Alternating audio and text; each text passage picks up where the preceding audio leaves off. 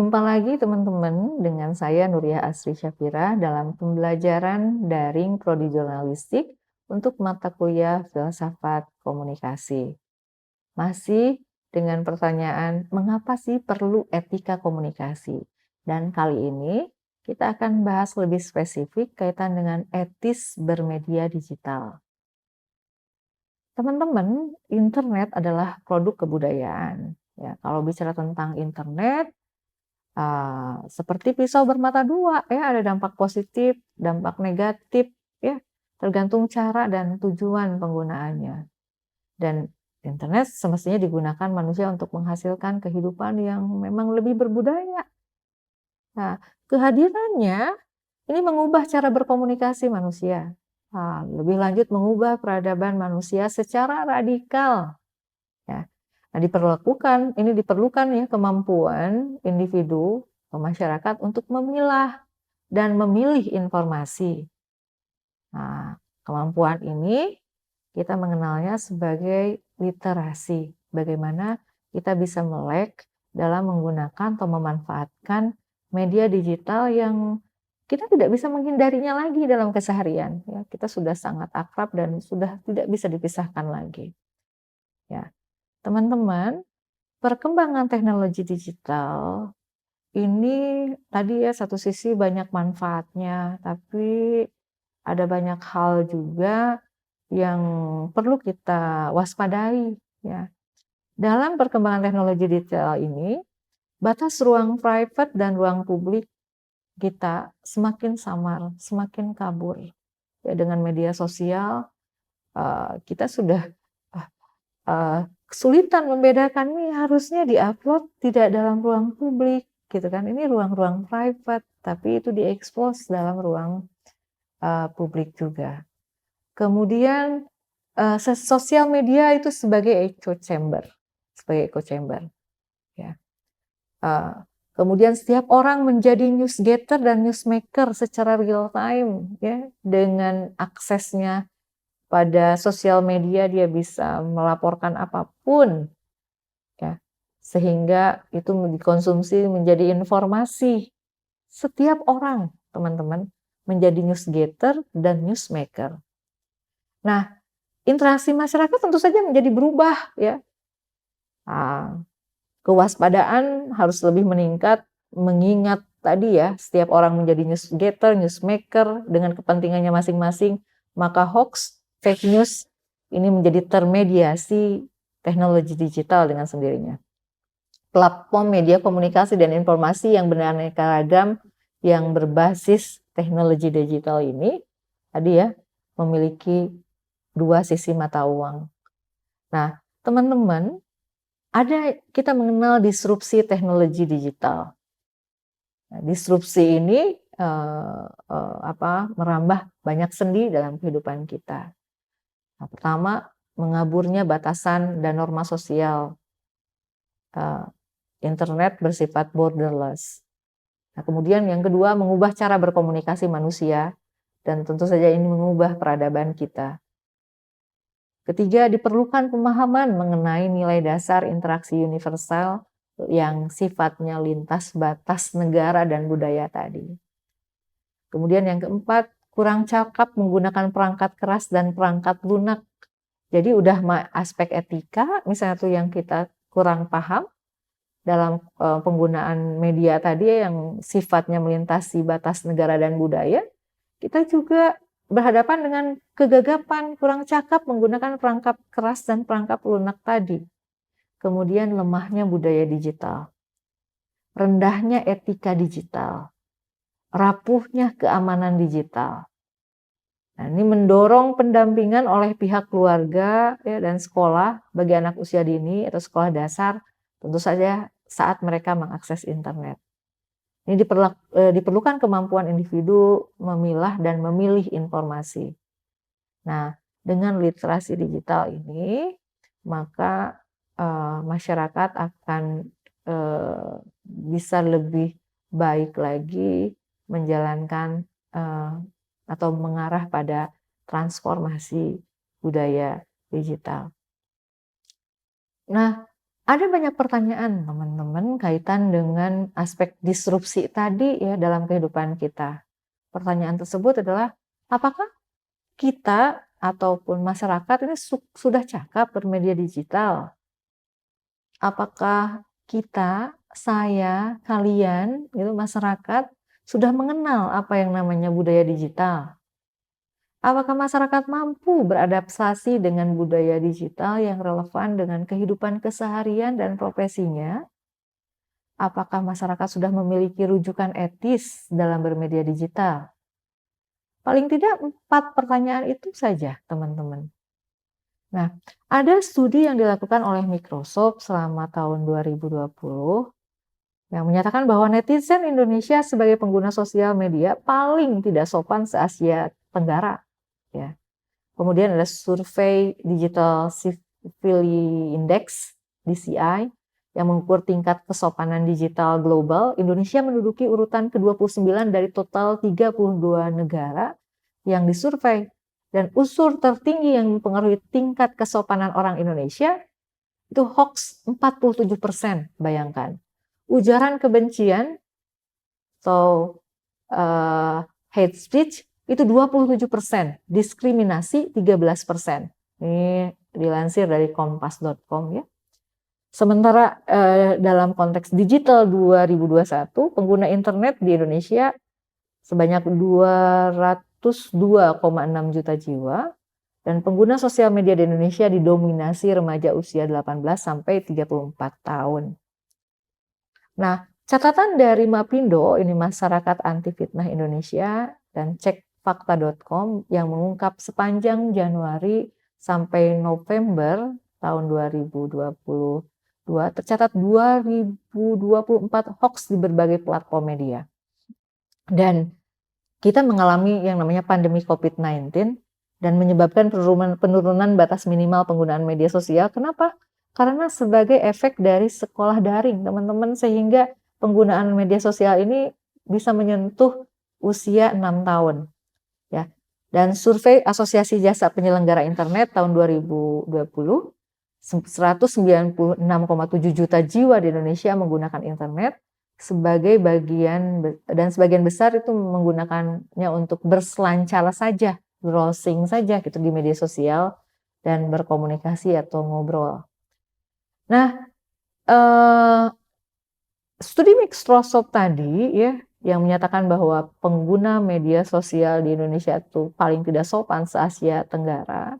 Ini menandakan bahwa kondisi psikologis ya ada kecemasan, frustasi di masyarakat yang disebabkan terpuruknya ekonomi dan kondisi pasca pandemi. Kemudian representasi dari sikap di dunia nyata barangkali ya. Kemudian sosial media digunakan untuk menyampaikan pendapat yang tidak bisa disampaikan di dunia realnya gitu. Bahkan individu bisa berbicara semaunya, kasar, caci maki, menyudutkan, bahkan menyinggung SARA. Karena dia bisa menggunakan identitas kedua, ketiga, keempat gitu ya untuk menyamarkan dirinya. Kemudian media sosial memungkinkan pemilik akun untuk anonim dan invisible dan sikap yang tidak bisa menerima perbedaan. Nah, lalu ada pertanyaan, mengapa sih harus etis? Nah, teman-teman, kenapa kita harus etis? Karena ada karakteristik komunikasi yang sifatnya tuh global. Dan setiap budaya memiliki batasan etika yang berbeda. Nah, komunikasi dalam ruang digital ini memunculkan persoalan etik, gitu kan di sini. Etiknya lebih pelik ternyata ya, dibanding persoalan-persoalan etika dalam konteks yang sifatnya tatap muka. Karena ini melintasi batas-batas geografis. Kemudian mempertimbangkan etika digital. Kita mengenalnya sebagai netiquette, teman-teman.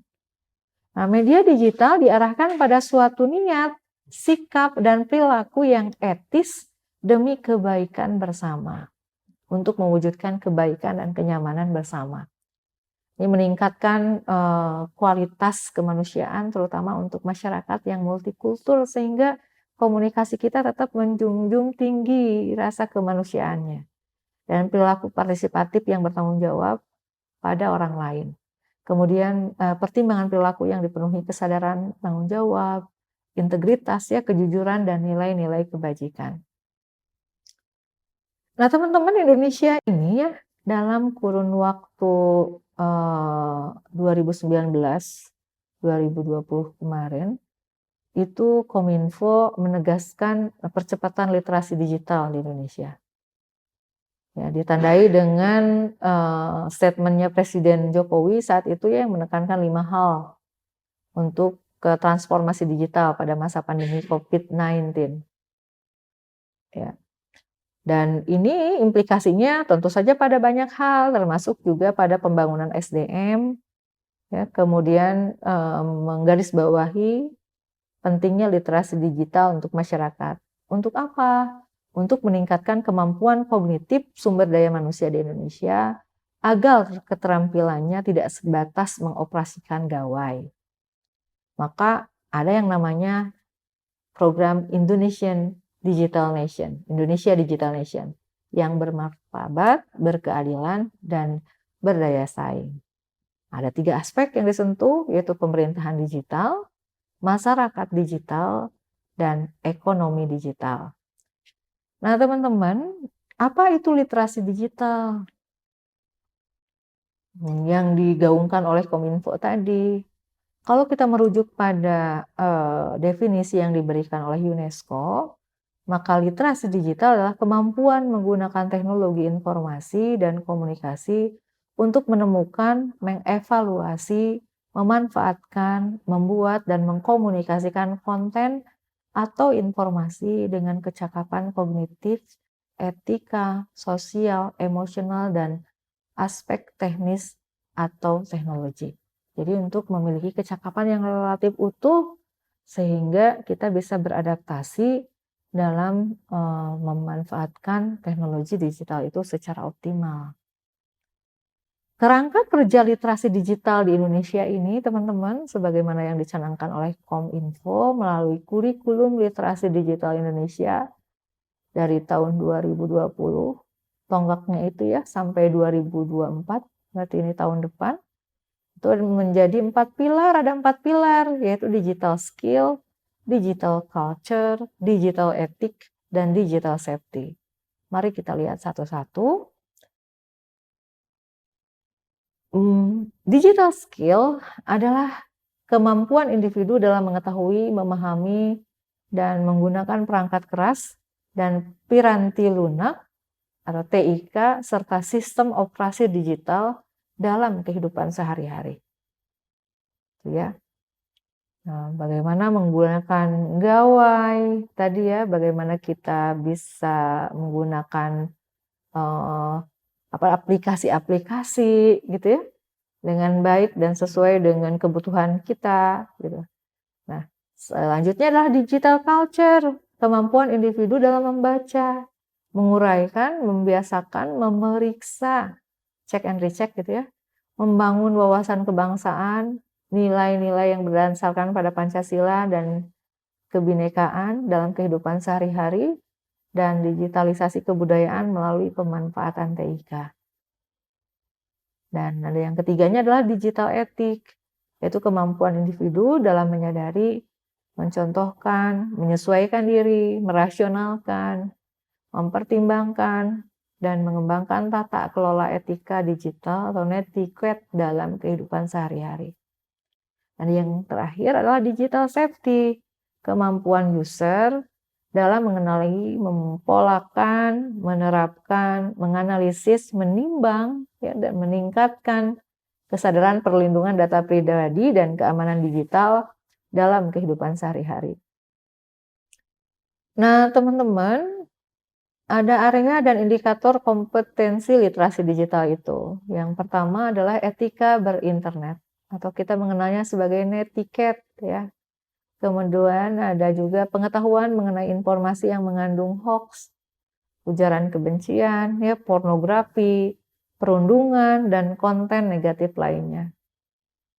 Pengetahuan dasar berinteraksi, partisipasi, dan kolaborasi di ruang digital yang sesuai dengan kaidah etika digital dan peraturan yang berlaku di negara kita. Kemudian pengetahuan dasar berinteraksi dan bertransaksi secara elektronik di ruang digital sesuai dengan peraturan yang berlaku, sehingga kita tidak menjadi atau terjebak dalam jebakan Batman ya, penipuan-penipuan yang sifatnya tuh online. Nah, ada indikator nih teman-teman, nanti teman-teman bisa telusuri ya dari, yang ditegaskan oleh Kominfo dan Siberkreasi kaitan dengan indikator etika digital, etika berinternet. Nah, saya, sampaikan ada beberapa catatannya saja ya. Nah, apa saja? Mengetahui pentingnya menerapkan etika dalam berinternet. Ragam standar komunitas yang ada di setiap platform media sosial. Jadi kita juga perlu mengetahui itu ya. Nah, apa yang sebaiknya diunggah dan tidak ketika menggunakan media sosial dan perangkat digital lainnya. Indikator lainnya adalah pengetahuan mengenai informasi yang tadi ya, kemudian pengetahuan dasar berinteraksi dan pengetahuan dasar bertransaksi secara elektronik. Nah, teman-teman, kalau saya harus sampaikan, tadi kan sebelumnya kita bahas tentang etika ya. Etika itu adalah sistem nilai, norma moral yang menjadi pegangan bagi seorang atau sekelompok orang dalam mengatur tingkah lakunya ya. Nah, etika itu karena sistem nilai ya tetap berlaku meskipun sendirian. Nah, sementara etiket, nah contohnya netiket tadi ya, tata cara individu berinteraksi dengan individu lain atau dalam masyarakat. Nah, etiket atau dalam konteks bagaimana etiket dalam dunia maya ini kita mengenalnya sebagai netiket berlaku jika individu berinteraksi atau berkomunikasi dengan orang lain di dunia maya tadi ya. Nah, kita bisa loh teman-teman menyeleksi perilaku netiket. Nah, seleksi dan analisis informasi sesuai dengan netiket itu. Yang sesuai kita mengingat keberadaan orang lain di dunia maya. Ada orang lain, ya, hak kita dibatasi oleh hak orang lain. Nah, kebalikannya, perilaku yang tidak sesuai dengan etiket ya tadi menyebarkan hoax ya, berita bohong atau palsu. Kemudian taat kepada standar perilaku online yang sama yang kita jalani dalam kehidupan nyata. Kebalikannya memprovokasi, menghasut, menghina ya. Ada banyak sekali teman-teman nanti ya kaitan dengan seleksi atau analisis informasi apakah sesuai dengan etiket dan tidak sesuai dengan etiket. Nah, kadang ada hal-hal yang kadang-kadang kita tidak menghormati waktu yang dimiliki orang lain atau bandwidth orang lain ya ketika menggunakan internet. Kemudian yang tidak sesuai misalnya tuh cyberbullying, pelecehan, mempermalukan, mengejek. Yang sesuainya lagi misalnya mengakses hal-hal yang baik dan bersifat tidak dilarang. Yang tidak sesuai netiket, kita terjebak dalam perjudian online.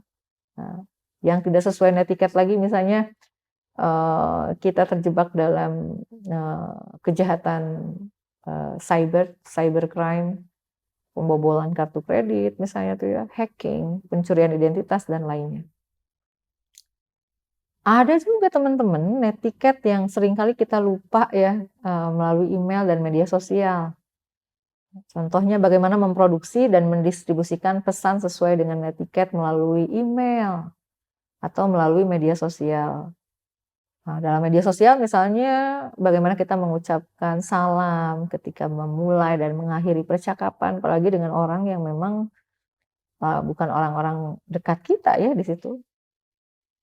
Hati-hati jangan menyebar capture percakapan private ke area publik atau kepada orang lain atau menggunakan stiker-stiker dengan gambar atau wajah orang lain misalnya ya. Cermat dan bijak dalam memilih stiker tadi ya. Aktifkan status offline agar menjadi alternatif jika kita sedang sibuk dan tidak ingin diganggu. Jangan pernah kita terjebak dan membawa-bawa aspek sara ya ketika kita ada di media sosial. Jangan pernah memberikan informasi pribadi. Kemudian jangan pernah mengetik percakapan menggunakan huruf besar. Karena ini bisa mengungkapkan kemarahan. Atau mengucapkan kata-kata tidak senonoh. Gitu kan. Atau mengunggah apapun yang tidak jelas sumbernya. Nah, sementara dalam email pun hampir sama sih, menghargai privasi orang lain, ya hak cipta orang lain, menuliskan subjek email untuk mempermudah penerima pesan. Kadang-kadang mahasiswa kalau kirim tugas nggak ada subjeknya gitu, itu berarti tidak sesuai dengan etiket ya.